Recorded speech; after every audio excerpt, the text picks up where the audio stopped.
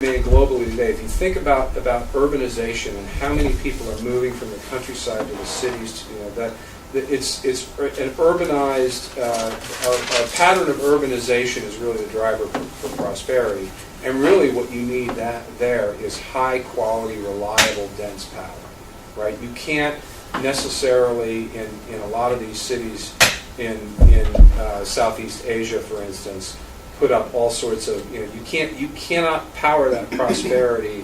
I mean, clearly renewables, it's all of the above, right? And every generation mix is going to be different based on the properties of the weather and the resources that they have. But nuclear is going to have to be part of it, that high quality energy to run server farms and to powers people's refrigerators and iPads and all the other things that make life kind of fun. It has to be reliable. Nuclear has to have a role. So, circling back to your yeah. previous slide on the fuel cycle, 11 Yucca Mountains just for this country. Most of these reactors are built when they're in China and other countries. What is the global approach to storage? So I think important to start with that again, it's a manageable challenge, right? So we don't have.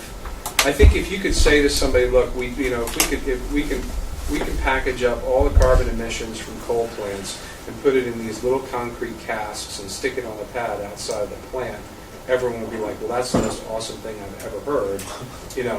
Let's do it, right? So the scale of the problem is not large. The technical challenges aren't insurmountable, right? We know how to do this, right? It's already been done. The issue is a political one, and really the issue is an educational one. I think the more people understand the science of nuclear, the more people are comfortable with the technology. And you look at what happened in Sweden when they awarded the repository in Sweden, where they have the two screens up of the mayors of the two towns, and the one with the frowny face was the one that lost the competition, right? So if you can educate people and allow that education to influence the political process, you can do it. So that's not, I think, in comparison to what I and a lot of other people believe are, and the society also believes, is climate change is a challenge that you've got to address, but you've got to do it with math, right? You cannot do it on hopes and dreams. You cannot do it on assuming you can all of a sudden just bend the efficiency curve so everybody lives off of a lot less. The numbers are telling. Energy use is going to go up. The only question is what kind, does it have a smokestack or a tailpipe or not? And that's so I think the waste challenge pales in comparison to that challenge. And so, for example, with China, they have a closed fuel cycle vision in their long-term energy strategy for nuclear. I guess that was my question. And they're looking for, and have, with the company that I work for on the global scale, they're already talking about different technologies that they will want to build to complement their existing capabilities with closing the fuel cycle. So our next generation plant, for example, to recycle is part of their long-term mix, as well as identifying the appropriate repository locations post-recycle, and then additional nuclear fuel cycle advancements and mixed oxide fuel uses. The other thing I'd add to that is that there's discussion about Generation 4 reactors, and I could have put something in on that, but I knew we were going to run out of time. But there are some Generation 4 reactors where that are called fast reactors, use a fast neutron spectrum, and there, hypothetically, you can have fuel core lives of 10, 20, 30 years. So you're burning, it's almost like it's the cigar reactor. It's the old Teller cigar reactor where it burns slowly over time. It breeds actinides and then burns them all at once, so that you're not constantly swapping out fuel. That could be part of. That's probably if you're thinking longer term, that's probably latter half of the century. But that technology, it's been we've done it here. It's been done in France, Japan, Russia's doing it now. India is on a tear in terms of developing their fast reactor capability, because that allows them to access their thorium resources that require a fast spectrum reactor to use thorium. So there are other ways of managing the volume. You have totally forgotten about molten salt technology. Molten salt's another one that's a really interesting technology. I mean, one of the things that we're seeing now in Washington is this conversation about how does the federal government fund or encourage the development of next generation technology. You know, historically, the federal government's done it through this sort of what I call it gestation versus incubation. So we've gestated nuclear technologies like the AP1000, the 50-50 cost share, federal industry government to get it up to the licensing process, and then the utility contracts to build it. But I don't think that works for Gen 4 reactor. I mean, molten salt's a perfect example, right? There are a lot of advantages to having the fuel actually mixed in with the coolant and being able to refuel online, so you never have to take the reactor off. The question is, how do you choose, and how does the government choose? So I think there's a discussion now about, does the federal government incubate technology through the creation of user facilities and then follow the private money so that you can develop some of these concepts.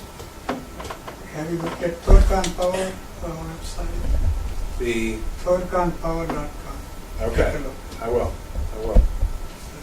But interesting, I agree, the messaging clearly is that, we have the technology, we've created it, we've exported it, it's being used throughout the world because these other organizations and member nations have the political will that we just don't have in this country. And until we get past that political will, it won't matter what technology we select. To me, it won't matter how good we are at molten salt or fast reactors and things of those nature, why they play a role. The fact is, we still haven't convinced our policymakers about the value of the megawatt created by nuclear, that it's not necessarily equal to the value of a megawatt created in another source. And I think that's what he was talking about, is that when you go to see these governors or you go to see their staffs, it's amazing to find out what they don't understand or don't know. And so many of our lawmakers talk about things like wind, solar, and nuclear in the same breath, which gives everybody the impression that they're all created equal, that they're all base load, they're all reliable and available 7/24. And it's not that I don't like wind and solar, I think they're great. But they're peakers. They're not something I can throw base load and say, here you go forth and do well. And I really like your slides about where the world's heading, and it doesn't assume anything in Africa. And yet the African nations are rallying around and creating, entire regionalization aspects of coming up with a way to approach nuclear for several African nations together. Because they're either saying, I'm going to need to do because of my, infrastructure needs or my ability to actually put things on a grid. I either have to do an SMR or I have to work with other regional African nations to come up with a large build application that benefits all of us. Well, this is going on now, and so as the African contribution continues to come up, and we look at this 2 billion people who have no electricity at all, I think you're going to see that start to expand and actually add something on his graphs that essentially currently isn't there now. Yeah, basically, we are not hungry. Well, it's kind of like, I was in Bulgaria last week, so you're right, that the electricity usage in Bulgaria is significantly less here in the U.S. But if you look at China, they've taken technology that we sold them, they've made some modifications, they've made it their own, now they're exporting it, which means we won't be able to compete because either labor-wise, schedule-wise, or price-wise. And so the U.S. is being basically taken out of the equation related to the most important part he talked about, not only the maintenance of our industry, but especially our ability to ensure the safety, security, and non-proliferation issues are met. So it's a very important aspect of what we do. It's important as us as statesmen of the nuclear science technology industry to make sure that message is received well and fully understood by those decision makers today, because the decisions they're making today are having huge impacts on the decades to come. I think one has to keep in mind the molten salt reactors are capable of following the load, which is not the case with currently. Mm-hmm. I think that is totally ignored. Mm-hmm. Yeah. Yeah, and in Europe is more experienced now with load following the existing reactor fleet as it relates to the high increase of wind coming on the grid for offshore wind, as well as a little bit of the solar that's been put into Germany and also. So there's a lot of experience that's already out there as it relates to the existing fleet of nuclear plants in Europe. But like you say, here in the U.S., they're not configured that way. Our grid doesn't respond quite the same. You know, when we talk about this on an international basis, and we talk about it from a national basis, the reality is we're here about Virginia, right? But we're not isolated.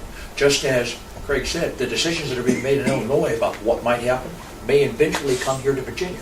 So what we're finding is that the governors of the other states are saying, what is the Virginia Nuclear Energy Consortium Authority? What is its intent? What's its purpose? How is it serving the Commonwealth? Should I be doing something like that?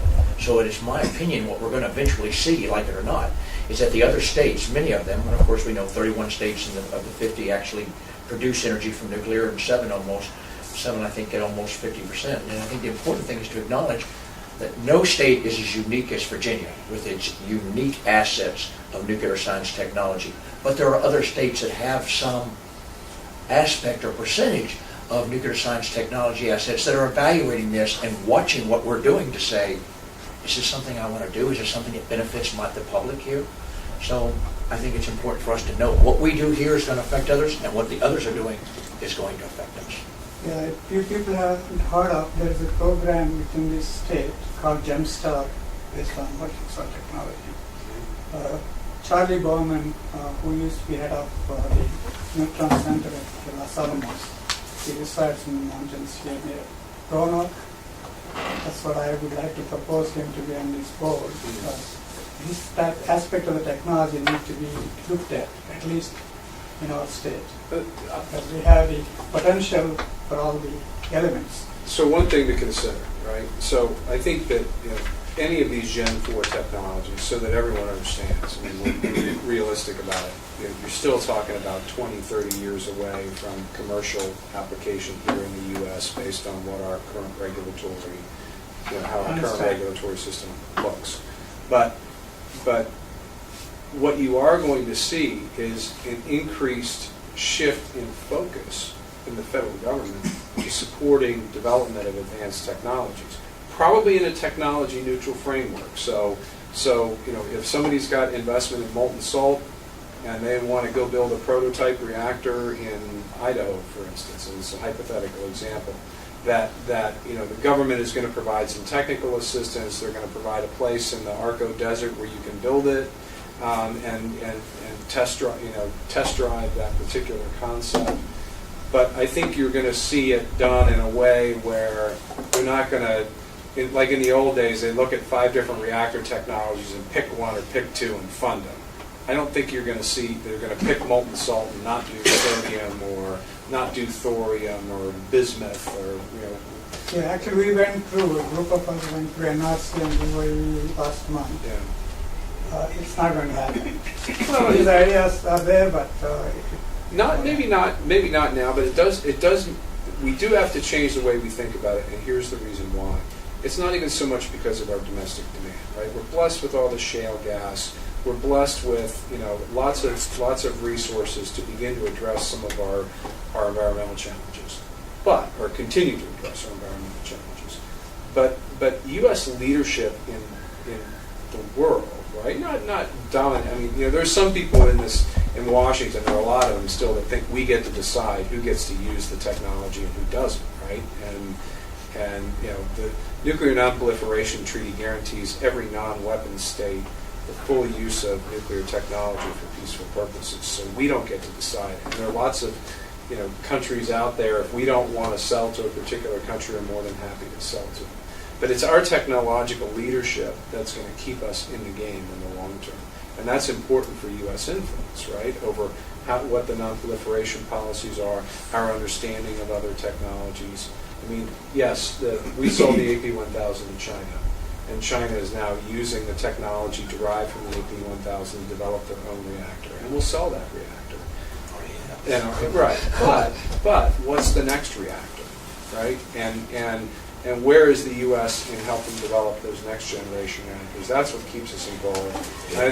So I think you'll see a focus on advanced technology. It's important for this body to understand that and to align its commercial resources, its educational resources, R&D resources to go after some of the opportunities that will continue to burgeon While safeguarding existing assets. while safeguarding the existing assets. Exactly. Well, and that's going to lead to my next point that I wanted to